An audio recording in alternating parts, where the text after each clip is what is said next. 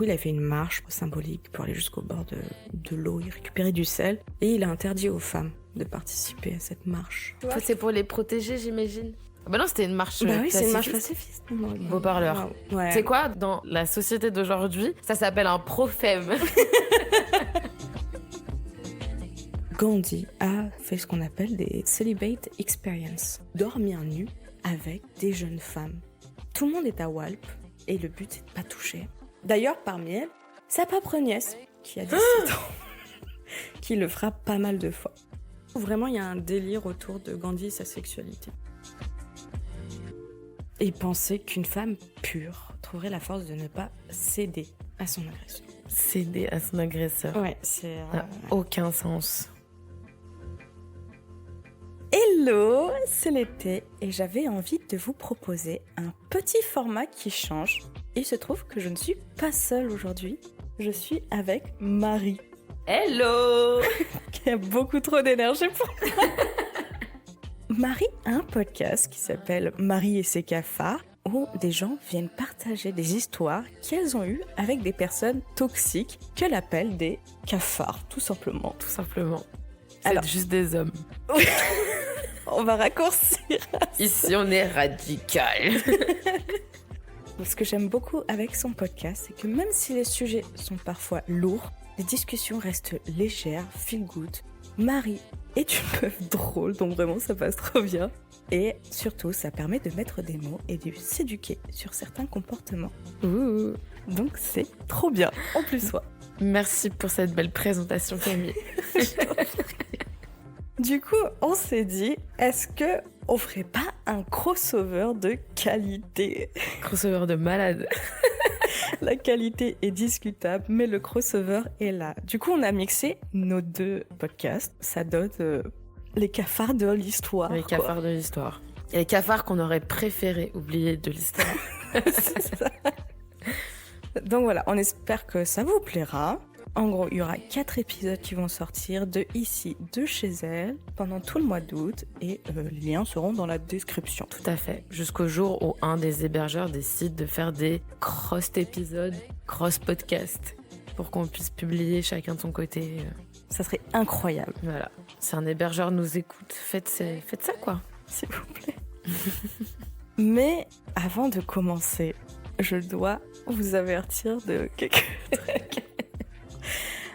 Avec Marie, on s'est dit, tiens, ça serait trop bien de faire ça, mais on s'est mis un tunnel alors qu'on n'avait pas le time de ça. Et il se trouve que pour le sujet du jour, c'est un sujet très, très, très complexe pour ma part. Je vais être honnête, depuis la création de mon podcast, je n'ai jamais eu un sujet aussi dur à traiter. Putain, c'est un truc de ouf. Et je ne m'attendais absolument pas à ça. Ouh, c'est croustillant. On va parler de Gandhi aujourd'hui. Et je me suis dit quand même, le type est connu. Ça fait un petit moment qu'il nous a quittés.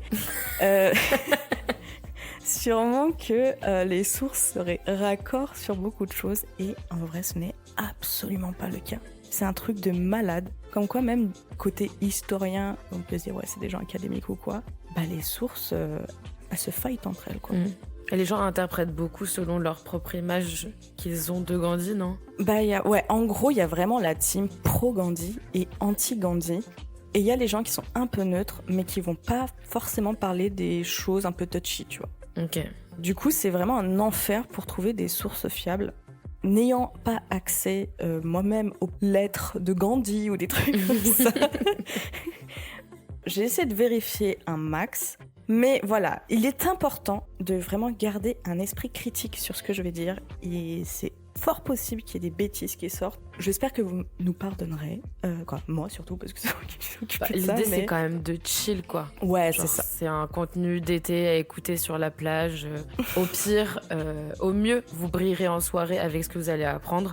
Au pire, vous aurez juste rigolé, quoi. On espère, voilà. Donc c'est le thème finalement de cette série de l'été qui est le freestyle total. C'est chill, c'est ambiance été. Voilà. Et on va bitcher sur les hommes historiques. Trigger warning, potentiellement sujet un peu délicat. Il y a quoi. agression sexuelle. Ok. Au cas où ce sont des sujets un peu sensibles pour vous, Ouais. il y aura d'autres épisodes que vous pourrez écouter. Même si en fait ça va être un peu c'est un peu des trigger warnings sur tous les épisodes, quoi. C'est un peu la thématique. Qu'est-ce que faisaient les hommes à cette époque à part violer des meufs? On ne sait pas. Mais Gandhi, a priori, n'a pas V. Donc, Ah, ok. ouais. Grand homme finalement.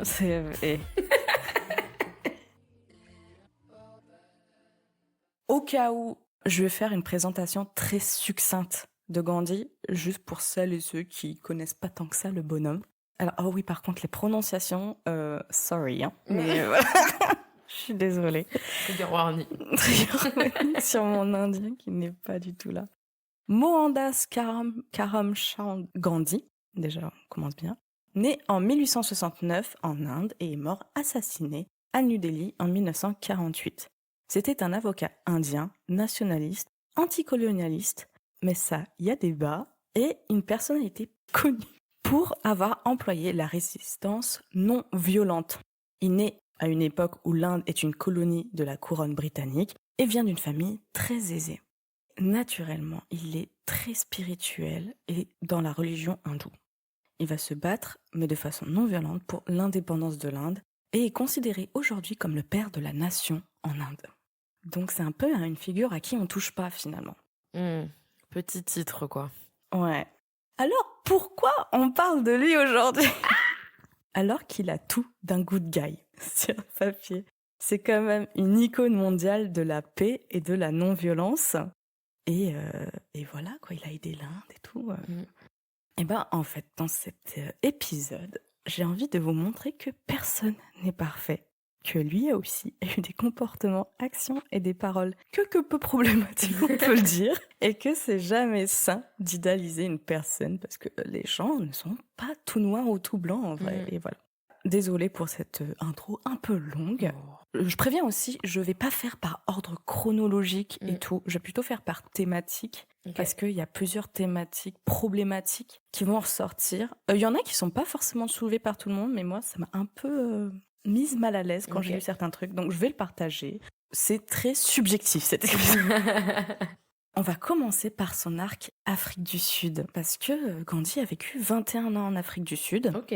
À noter qu'il vient là-bas parce qu'il trouve du taf là-bas. Il avait fait ses études en Angleterre pour être avocat. Il rentre en Inde, mais là, il galère à trouver du taf. Et du coup, on lui en propose en Afrique du Sud. Il va là-bas et voilà.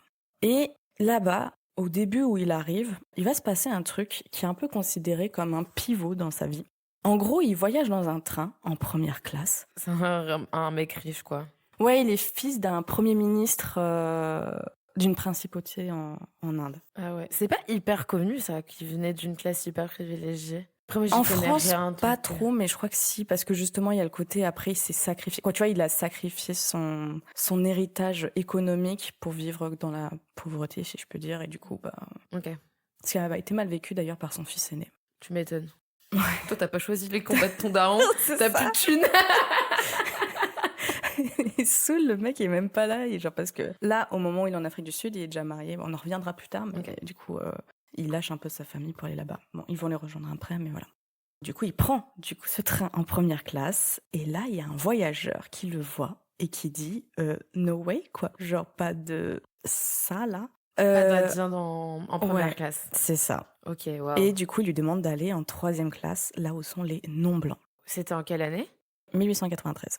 Et du coup, il refuse Gandhi parce que, voilà, il a son billet, tout ça. Il va se faire littéralement jeter du train. Wow. Bon, il n'était pas en marche, hein, il était à l'arrêt à la gare. Ouais, mais quand même. Mais du coup, il va passer la nuit dans la gare et pour lui, c'est un peu un coup dur parce qu'il vient quand même d'une famille très aisée et tout. Il n'a jamais connu ce genre d'humiliation. Du coup, il se dit, je vais commencer à lutter contre la discrimination envers les Indiens. Et oui, juste les Indiens. Parce qu'à noter que pour Gandhi, à l'époque, il y a quand même un ranking. Genre, ok, il y a les Blancs qui sont au-dessus, il y a les Indiens, et en bas, tout en bas, il y a bien évidemment les Noirs. Clairement, il n'en a rien à foutre des Noirs. Du coup, il va se plaindre que les Indiens soient traités de la même façon qu'eux. Oh. Il y a un terme, genre je vois qu'il y a débat un peu sur le terme, je préfère prévenir avant, c'est le terme de kafir, qui en Afrique du Sud est là pour définir les Noirs. Ok. C'est un peu l'équivalent du N-word aujourd'hui. Ok. Sauf qu'a priori, à l'époque, plusieurs sources se contredisent, mais a priori, il se peut que c'était pas non plus si discriminant. Quoi, si c'était complètement discriminant, mais c'était pas une insulte forcément. Quoi, genre, Ok.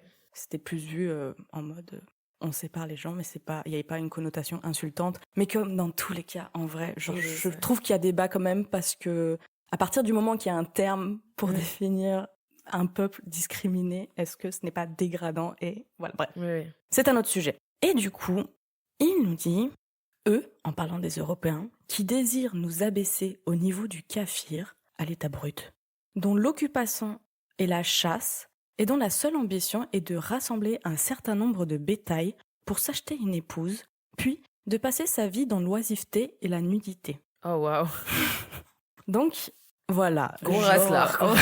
C'est genre combattre les discriminations en étant raciste. Mais après, d'un autre côté, je fais vraiment l'avocat du diable à chaque épisode, c'est terrible. Dans les dynamiques de violence, enfin, tu vois, il y a un...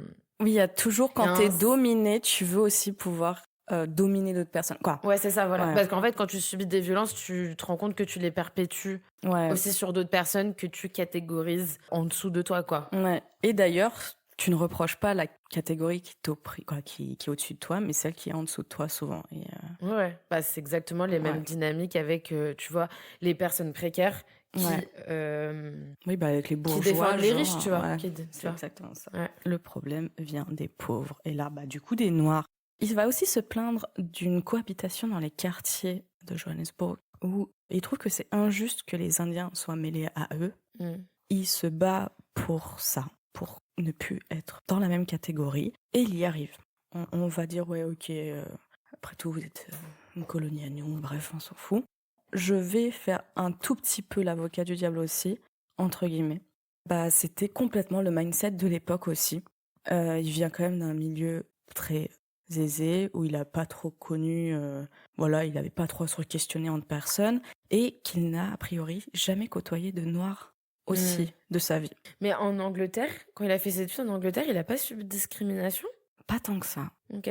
Enfin, rien qui A l'a priori, marqué en tout cas, non, parce ouais, que... j'en ai pas vu, en tout cas. parce C'est que pas je- sorti dans mes recherches, je ne sais Ouais, pas. ouais, Voilà. ok. Parce que je me dis, vu à la période où il était en Angleterre, c'était au moment où les Britanniques colonisaient l'Inde. Oui, ça arrivait bien. Quoi, là, ça faisait longtemps que l'Inde a été colonisée. Hein. Ouais. À savoir que Gandhi a fait beaucoup de tôles dans sa vie. Il a fait des aérodromes en prison. Et a priori, certaines sources diraient qu'à un moment donné, il a fait de la prison avec des Noirs et du coup, il a pu échanger avec eux. Et c'est à ce moment-là qu'il a quand même changé de mindset là-dessus. A priori, je ne saurais pas dire à partir de quand, il y a personne qui donne vraiment un moment défini, mais il y en a beaucoup qui vont utiliser le terme maturité, ça me fait très rire. Ah, waouh. Mais du coup, à un moment donné, il va être mature, enough, pour changer d'avis et ne plus être un gros racelard. Donc il s'est quand même éduqué. Ok. Voilà, jeune, c'était un gros racelard, mais en fin de vie, En fait, ça plus montre trop. genre la xénophobie, quoi. C'est qu'en fait, connaissait pas Ouais, ces c'est ça. populations et donc il avait des a priori. Et après, quand il a commencé à les côtoyer, il était en mode genre. Ah, c'est des gens. Ce sont en des fait, êtres humains finalement. comme nous. Ouais. C'est incroyable. Ok. D'ailleurs, Nelson Mandela himself a pardonné à Gandhi. Disant qu'il était finalement très normie avec les pensées de l'époque Ouais, oui. et c'est vrai. que son image et l'héritage de ses combats pour la justice sociale étaient plus importantes. On verra à la fin de Ah oui, l'épisode. c'est ce que j'allais dire. Bon, voilà. Voilà où on en est pour finalement l'arc raciste de Ok. Gandhi. Moi, il y a un petit truc que j'ai lu. Ça m'a donné un peu la chair de poule quand j'ai lu ça, mais a priori, les gens, ça choque pas tant que ça dans mes recherches. Donc. Ok. En gros, il a fondé plusieurs communautés qu'on appelle des ashrams. Et dans ces communautés, les gens vivaient tous ensemble, qui avaient pour principe de vivre plus simplement autour de la spiritualité, de l'autosuffisance, tout ça. Donc là, ouais, on est beaucoup dans le partage, etc. Mais c'est quand même un endroit où finalement, il va éduquer sa pensée à lui, à ces gens-là. Tu vois ce que je veux dire ou pas C'est une secte, quoi. Alors, oui et non. Parce Ok. que les gens sont quand même libres de venir et repartir. Même si les gens sont pas trop d'accord avec ses pensées, ça peut se fighter un peu. Mais dans l'idée, c'est tout le monde vit ensemble, mais d'après mes préceptes, tu vois. Et moi, je Ouais. trouve que ça fait un peu ego trip de fiou. Ouais. Du coup, genre, je trouve que c'est... Sachant qu'il y a des enfants aussi dedans qui sont éduqués d'après ses préceptes, etc. Mm. Genre, il va faire des petits talks, on va dire, une fois par semaine là-dedans pour dire ces trucs spirituels et tout. Ouais. Et d'ailleurs, pendant que... Alors ça, c'est un truc qu'on va revoir plusieurs fois dans l'épisode, mais pendant qu'il est dans ses colonies, il va faire le brahmacharya, ou brahmacharya, je ne sais pas comment ça se prononce, qui est un vœu de chasteté. Ok. Il décide du coup de ne plus ken sa femme. À noter qu'il avait déjà eu 5 enfants, dont un mort-né. Ok. Et bien sûr, le vœu, il le fait solo, hein, quoi, genre il en parle pas à sa femme, hein, genre il lui impose. Il va un peu imposer ce truc-là à tout le monde dans la communauté, Ah. alors que les gens n'ont pas fait ce vœu de chasteté. Il est en mode, ouais, non, mais vous dormez séparément, des trucs comme ça, quoi, genre... Bah, c'est très pieux, quoi. Oui, c'est très pieux. Ouais, mais du coup, ça fait quand même un peu de dérive sectaire. Parce que de Oui. base, il veut juste partager ses idées, pensées, ses convictions avec des gens. Mais au fur et à mesure, il prend un peu la confiance. Et il commence à imposer Ouais, son style de vie, quoi. c'est ça. Ouais, donc ça fait dérive sectaire, quoi. Je trouve que... Mais ouais, moi en vrai, aussi, c'est ça. je trouve. Mais Ouais, et les gens, ça c'est les jamais choque pas. noté comme ça, en tout cas. Ah, Genre, ouais. j'ai pas trouvé, comme j'ai dit, c'est qu'en fait, il y a tellement de dark. Genre, du coup, il y a des trucs que j'ai mis un peu plus de temps à vérifier que d'autres. Et Mm. du coup, j'avoue que finalement, les gens parlent très peu de ces ashrams Ok. en soi. C'est pas le plus important pour eux. Ensuite, il va rentrer. Là, je prends un moment où il rentre en Inde. Et il y a un autre truc qui chiffonne les gens, et moi aussi d'ailleurs, c'est comment il gère les castes. En Inde, il y a ce qu'on appelle des castes. C'est un peu une hiérarchie sociale où les gens sont nés dans une caste et ils ne peuvent pas vraiment en sortir.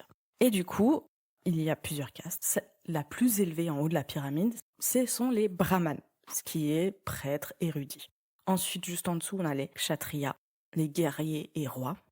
En dessous, on a les vaishyas, qui sont les marchands, artisans, agriculteurs. Et tout en bas, on a les shudras, les travailleurs et serviteurs. Et à côté, les intouchables, qui sont donc du coup impurs et qui subissent une discrimination extrême. Parce qu'on ne veut pas les toucher littéralement, ils sont juste bons à ramasser le caca et des trucs comme ça, quoi. Parce que officiellement, les castes aujourd'hui n'existent plus, mais dans les faits, ils sont très très présents encore aujourd'hui dans la réalité sociale en Inde. Est-ce que vous savez pourquoi il y a autant d'informaticiens indiens? Eh bien parce que il y a 2 raisons à ça. Mm. La première est, dans chaque caste, il y a des sous-catégories, par exemple, j'en sais rien, coiffeur. Mm. Du coup, souvent, ça veut dire que ta famille doit rester plus ou moins coiffeur. Ok. Elle peut aller en dessous, elle peut aller à un truc un peu niveau similaire, mais rarement au-dessus. Non, mais jamais au-dessus normalement. Et du coup, il y a plein de nouveaux métiers où forcément la création des castes, ça n'existait pas, dont informaticien. Mm. Et du coup, par exemple, tu as des gens qui sont en bas de ces échelles de caste qui peuvent travailler comme informaticiens et espérer mieux gagner leur vie, en fait. Ok. Ah, c'est marrant. Ouais. Et la deuxième raison, c'est qu'il y a pile poil 12 heures de différence avec les États-Unis et du coup, ça permet aux boîtes, aux States, de travailler 24 heures sur 24. C'est très pratique. Le capitalisme. Mais à faire attention parce que c'est pas parce que aujourd'hui vous pensez que vous pouvez faire un travail normal, si je puis dire, informaticien par exemple. Si je travaille avec un gars qui a un caste supérieur à moi, et bah lui, il va me juger H24. Mm. Et par exemple, il y a très peu de chances que je puisse avoir des postes de responsabilité. Je ne pourrai jamais manager des gens qui ont des castes supérieures à moi, des choses comme ça. Ok. C'est très banalisé, quoi. Ouais. Genre, c'est ça, ouais. Parce qu'en vrai, je trouve que, peut-être hot take, hein, mais je trouve qu'en France, c'est indirectement, tu vois. Mais il y a aussi, enfin, c'est pas des castes, mais en termes de classe sociale, tu Oui. vois. Alors, on est hypocrite en France. De Genre, ouf. on le dit pas, mais c'est tacite, tu vois. Oui. Puis même outre caste aussi, au niveau des origines des gens, quoi. Bah ouais, voilà, grave. Tu regardes les gens au pouvoir, ils sont tous blancs, quoi. Et des hommes. Bref. Mm. Mais du coup, en Inde, c'est encore très banalisé, quoi. Ouais, mais C'est normal. ça permet aussi d'avoir des... Ah, fun fact, je suis déjà partie en Inde et j'avais un guide et un chauffeur à un moment donné. Et justement, le chauffeur était un caste... Non, c'était pas le chauffeur. Le guide, du coup, vu que c'est un nouveau métier, tout caste peut faire le guide. Mm. Et notre guide venait d'un caste de guerrier, donc qui est plutôt élevé Ah, dans la waouh. hiérarchie. Et il bitchait tellement fort sur tous les autres, en mode « Ah, mais ils veulent faire le même métier que nous, ils se prennent pour qui à vouloir prendre notre travail et tout ». Ça m'a mis très mal à l'aise. Mm. Donc, Gandhi, bien que contre une hiérarchie sociale, n'a pas voulu non plus abolir complètement le système de caste. Il propose de renommer les intouchables et faire en sorte qu'ils soient un peu moins maltraités, en gros. Et ça lui a été énormément reproché. Parce que trop modéré, quoi. C'est un socialiste, quoi. Gandhi Glucksmann. D'ailleurs, on reproche aussi qu'il a souvent éclipsé d'autres figures importantes dans ces justices sociales, justement, qui ont beaucoup lutté contre les castes, mais lui, il était plus connu et tout, et il prenait plus de place que ces gens-là. On estime aussi que ses efforts étaient purement symboliques et ne s'attaquaient pas aux structures réelles de l'oppression des castes. Paradoxalement, en 1921, il a écrit une lettre à un missionnaire chrétien où il dit « Je ne pourrais plus me considérer comme hindou si l'intouchabilité restait incluse dans l'hindouisme. » Donc c'est un gars qui change souvent d'avis, quoi. Qui se déconstruit, je suppose, ou j'en sais rien. En gros, il veut plus que dans la culture hindouisme, et la religion hindouisme plutôt, qu'il y ait un caste d'intouchables. Ah ok, donc c'est bien. Oui. Ah ok. À noter que ça, on l'a lu dans une lettre, mais ouvertement, il a jamais rien fait dans ce sens, tu vois ce que je veux dire. Donc, pas le courage de ses idées, quoi. Voilà. Et c'est très drôle, genre, j'ai écouté des podcasts sur Gandhi et tout, et genre, il y en a qui étaient un peu vénères en mode, regardez ses actions et pas ses paroles. Just a man. Maintenant, on va faire un tout petit arc sur la religion avant d'aller sur une pente qui va... Vous êtes pas prêts. Très, très glissante. Bien qu'il soit pas mal éduqué au niveau des religions, notamment en Angleterre, il a rencontré pas mal de gens de différentes religions et tout. C'est un sujet qui l'intéressait. Il est pour une cohabitation des religions, mais il est très hindou lui-même. Et c'est d'ailleurs quelque chose qu'on va énormément lui critiquer. Lui reprocher. Oh, lui reprocher. En gros, pour lui, la politique et la religion, c'est indissociable. Pour lui, il est tellement pieux, si je peux dire, que sa personnalité publique et privée, si je peux dire ça, du coup, comme certains voudraient que ses croyances soient plutôt privées, pour lui, c'est pas possible. Ok. Mais du coup, c'est pas mal aliénant. Et les gens ont la sensation que ça exclut beaucoup les gens qui ne sont pas hindous, justement. Okay. Parce que dans ses codes, les symboles qu'il va utiliser dans ses paroles, il fait qu'utiliser du jargon hindou, quoi. Et en gros, il va utiliser que la symbolique hindoue tout le temps. Ouais. Parce que du coup, en Inde, il y a énormément de religions représentées. Je sais pas trop à quel point il y a énormément de religions, mais il y a les musulmans, il y a les hindous, et après, chrétiens, mais ça, c'est plus les blancs, quoi. Ouais. Oui, les colons, quoi. Ouais. Oui, non, mais moi, j'exagère, mais c'est vrai qu'il y a une partie de l'Inde, je crois, qui est musulmane. Qui est très musulmane, en effet. Et ça, justement, déjà, à l'époque, ça se fightait un peu autour de ça, quoi. Pour beaucoup de gens, ça renforce une division entre les gens, parce que qui sont de différentes religions, plutôt que de créer une idée d'un peuple uni, quoi. À noter qu'à l'époque, c'est très chaud entre les musulmans et les hindous, et que c'est bien renforcé par les Britanniques, cette tension. Ils l'utilisaient énormément. Oui, parce que s'ils perdent du temps à se fight entre eux, c'est du temps en moins qu'ils utilisent pour fighter les colonisateurs. Exactement. Et du coup, sa croyance étant quelque peu rigide, ça donnait lieu à des idées a priori plutôt conservatrices. Et ça limitait le progrès social. Dans ça.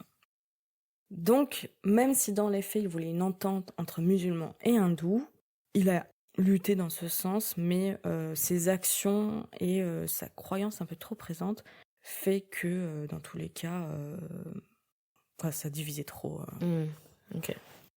Maintenant, on va attaquer finalement le sujet qui est un peu touchy, qui est Gandhi et les femmes.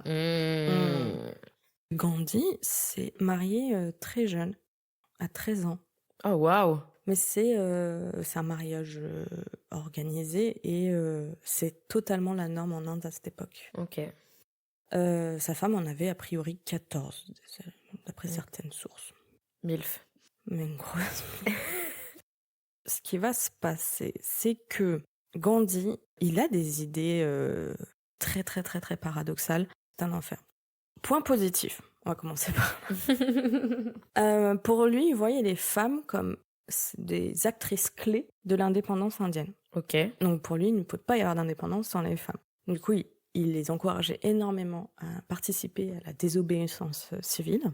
Il louait, saluait leur capacité à endurer des souffrances et à mener des actions courageuses. Bah, je trouve que c'est un biais un peu sexiste, ce truc de oh, les femmes, elles sont tellement courageuses, elles souffrent tellement, elles sont tellement discriminées, et pourtant, hein.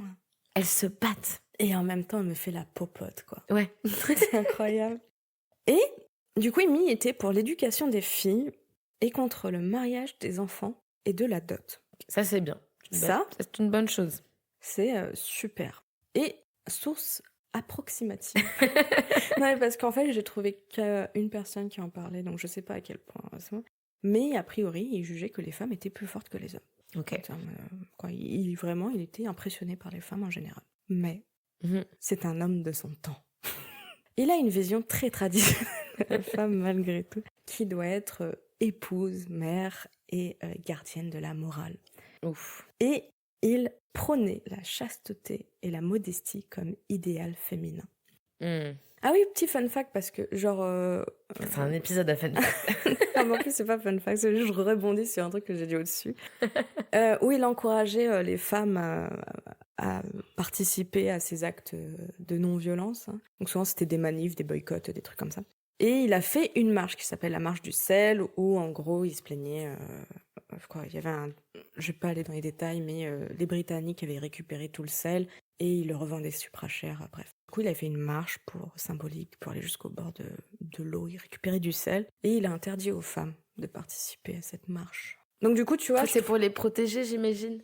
Ah bah non, c'était une marche pacifiste. Bah oui, c'est une marche pacifiste. Du coup, en vrai, pourquoi? Beau parleur. Ouais. C'est quoi, dans la société d'aujourd'hui, ça s'appelle un prophème. Il y a certaines personnes qui disent qu'ils voyaient cette action un peu comme un chevalier blanc, tu vois. Genre, ils voulaient que les hommes viennent sauver, que ce soit eux qui... Ouais, ça, c'est les gens qui essaient de leur trouver des excuses, non?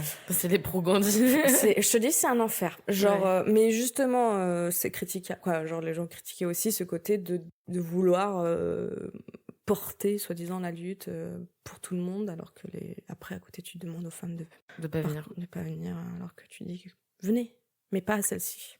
C'est bizarre, en plus, parce que, plus t'as de monde, plus c'est répercutant, quoi. Donc, c'est ça. Si t'empêches à la moitié de la population de pas venir, bah, tu rates un peu ton truc. Après, je sais pas si ça a été utile, cette marche. Est-ce qu'ils ont récupéré quelque chose? Alors, je sais pas c'est quoi. J'ai pas cherché exactement, parce que moi, je me suis spécialisée dans les petits dramas polémiques. Oui. Mais du coup, a priori, quand même, cette marche est très importante. C'est une des actions les plus importantes qu'il ait fait en termes de symbolique et tout. Okay. Bref, du coup, il était aussi opposé à la contraception et ne jurait que par l'abstinence. C'est très drôle, mais en gros, a priori, il était un peu chaud du cul. Genre, il avait... et justement, il avait trop de désirs et il sentait que spirituellement, s'il n'était pas capable de maîtriser ses désirs, il pouvait pas s'élever, quoi. Il n'était pas à la hauteur, quoi. Vraiment, il y a un délire autour de Gandhi et sa sexualité.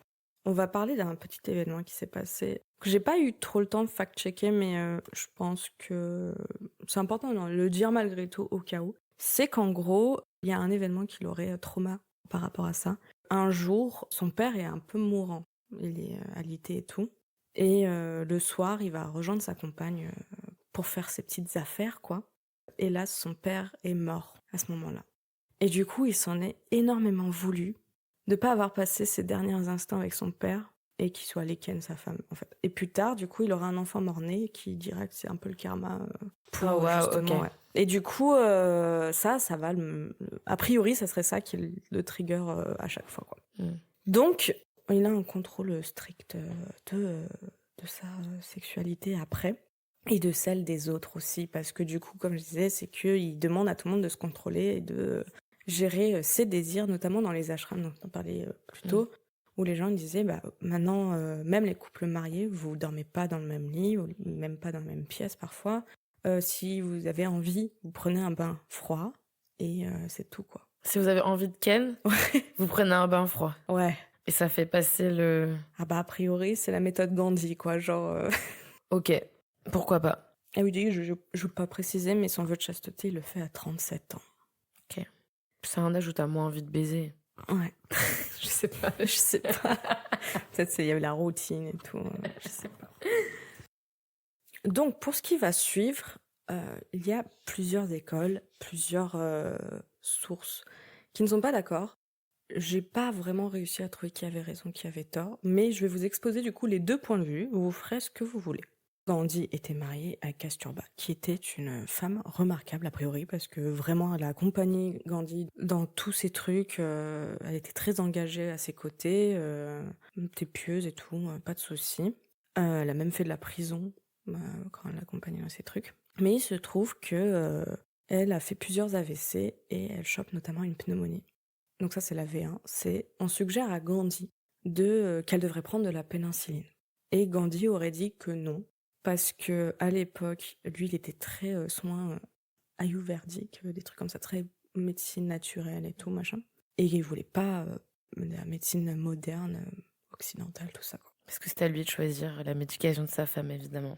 Attention, ça c'est la V1. Ouais.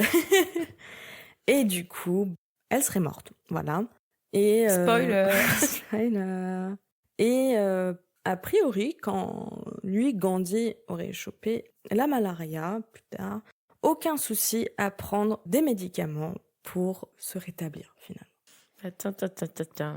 A priori aussi, des archives montrent qu'il a subi beaucoup d'examens médicaux et interventions chirurgicales tout au long de sa vie, alors que Kasturba n'a pas eu le droit à la pénicilline qui aurait pu lui sauver la vie. C'est abusé. Ok. Mais donc c'est une version. C'est une version. Ok. L'autre version est que, en gros, elle est malade, tout ça, mais a priori, c'était la fin pour elle. Entre guillemets, elle galérait. Et Gandhi était pas pour la pénicilline parce qu'il voulait que ça finisse, quoi. Ok. Dans tous les cas, là, elle souffrait trop et qu'elle en aurait pas eu pour très longtemps. Elle-même n'était pas très contre. C'était plutôt un de ses fils qui voulait absolument lui donner la pénicilline. Et au début, Gandhi disait non.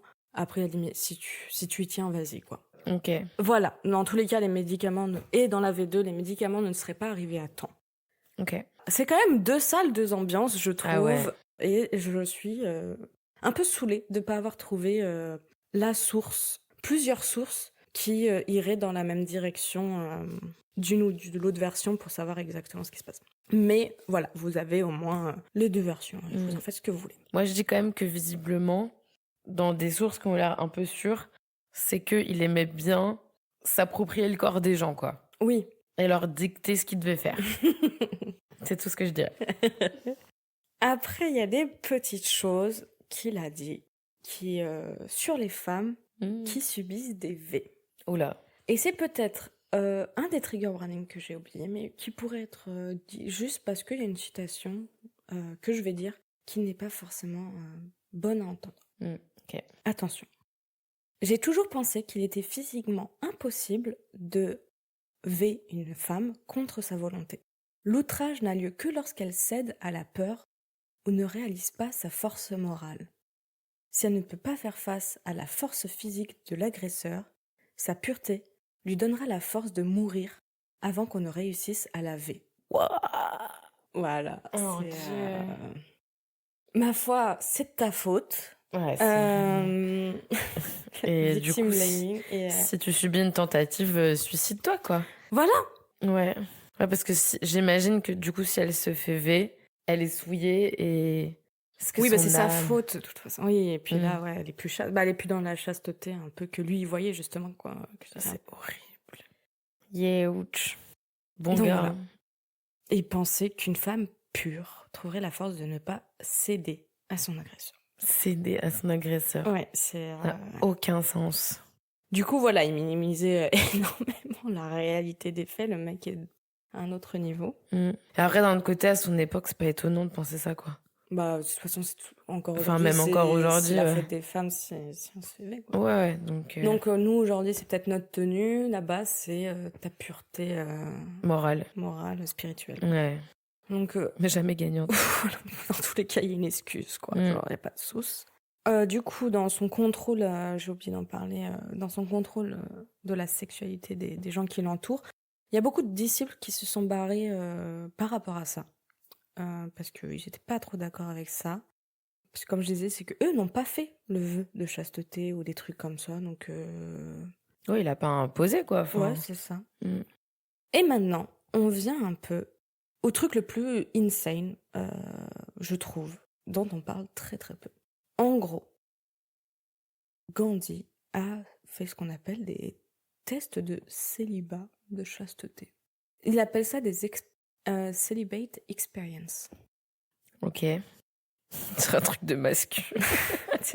Ah bah. En gros, il voulait tester sa maîtrise de soi. Oula. Et est vraiment sûr que il était capable de maîtriser ses désirs. Donc, il lui est venu une idée, mais ma foi de génie, c'est de dormir nu avec des jeunes femmes. Tout le monde est à Walp et le but c'est de pas toucher. D'ailleurs, parmi elles, sa propre nièce, qui a 17 ans, qui le fera pas mal de fois. What the fuck. Donc, plutôt de jeunes femmes. Il en a eu des plus âgés de la trentaine et tout, mais... Ouais, parce que les jeunes filles, c'est vraiment genre le comble de l'envie sexuelle, quoi. De ouf. Il y a même une, alors là, ça me... C'est la femme de son neveu. Ah, waouh. Et il a dit non, je précise qu'aucune d'entre elles ne voulait. Il a forcé. Bah, elles Certaines avaient étaient... qu'à avoir un peu plus de pureté morale. Ouais. Ils auraient pu dire non, sinon. À la limite, certaines étaient peut-être ok à condition d'être habillées. Et il a dit non, l'expérience c'est à poil ou c'est pas, il n'y a pas d'expérience quoi. Il faut les tester elles aussi les femmes. C'est pas que lui hein. Genre. Il a cru qu'elles allaient lui sauter dessus genre. De ouf. S'il te plaît, laisse-moi dessus, c'est par pitié. J'en peux plus. Du coup, même son neveu était plutôt vénère parce que pourquoi ma femme quoi. Et en plus, il s'avère que c'était toutes des femmes de son ashram qui du coup dépendaient de lui d'une certaine façon.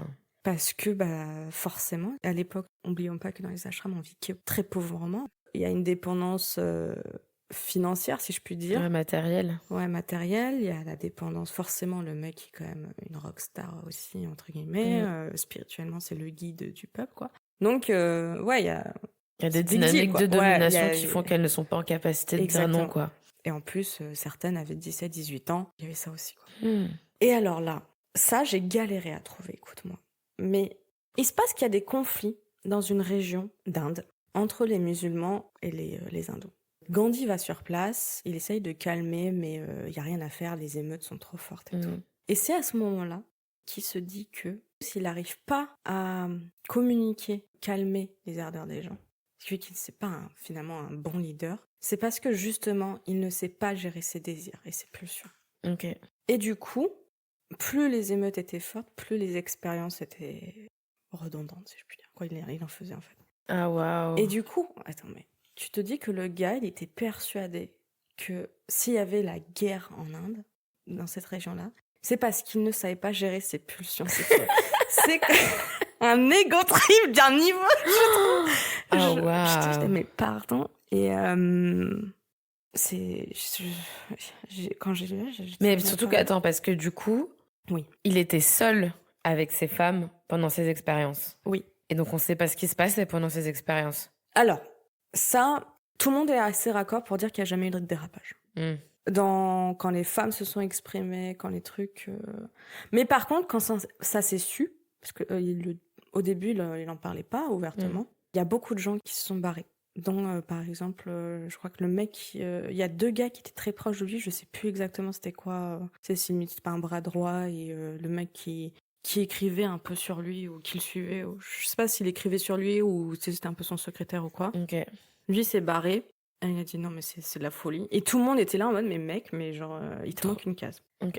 Et lui il disait absolument pas, quoi, je vois pas où est le problème, c'est une expérience pour... D'accord. Donc voilà, il y a eu ça, et il l'assume plutôt bien parce qu'il a écrit dans son livre. Ok. Ma foi, on arrive un peu à la fin sur sa position envers Hitler, l'Holocauste et les Juifs. Oula. Eh oui. Alors, en gros, il aurait écrit une lettre à Hitler où il commence par friend, ami en anglais, et enseignant your sincere friend, ton ami sincère. Du coup, pour beaucoup de gens, c'est une dinguerie. Mais cependant, il y a beaucoup de gens qui disent attention, parce que c'est une formule classique d'expression chez les Indiens. C'est-à-dire que c'est pour montrer du respect. Du coup, voilà. Certaines sources disent attention, genre, là, vous. C'est de l'interprétation. C'est quoi. l'interprétation, c'est dans notre culture, c'est pas comme ça. Après aussi, à noter Mais que... pourquoi il écrivait à Hitler? Parce que justement aussi, les gens disent faut nuancer parce que dans cette lettre, il essaye de tenter d'éviter la guerre. Ok.